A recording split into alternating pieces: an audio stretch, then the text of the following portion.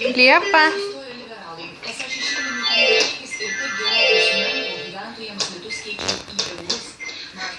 Liepa. Liepa. Liepuська. Liepa. Liepa. Ляпусики. Ляпуська. Ляпуська. О, а Майя где? А Майя. Грязит мano pupa. O tu Liepa myli? A Maja myli Liepą? Gal pabučiuosi Liepuськą? Tu esi Liepai buськa? Liepai bučiuką padovanosi?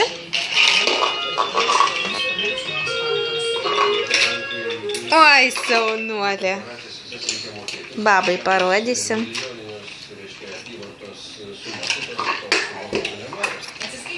Saunuolė tu man.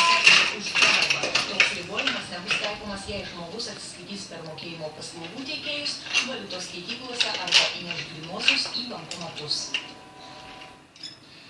Mama! Mokesčių inspekcija įvykdė gyventojų pajamų ir turto deklaracijas.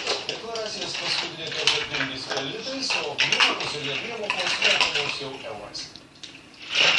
Deklaruoti pajamas, kaip ir anksčiau, gali norintieji pasinaudoti mokesčių lengvata ir susigrąžinti dalį išlaidų. Pavyzdžiui, anksčiau paimtas būsto paskolas, gyvybės draudimo įmokas, už įmokas ir pensijų fondus už pirmąsias studijas ir pirmą profesinį mokymą. Beje, mokesčių inspekcija kviečia naudotis lengvovai išmaniesiems telefonams skirtą programėlę, kuri suteiks galimybę pajamas deklaruoti telefonu. Šiemet deklaracijų pateikimo terminas kaip niekada vėlyvas iki gegužės 4-osios.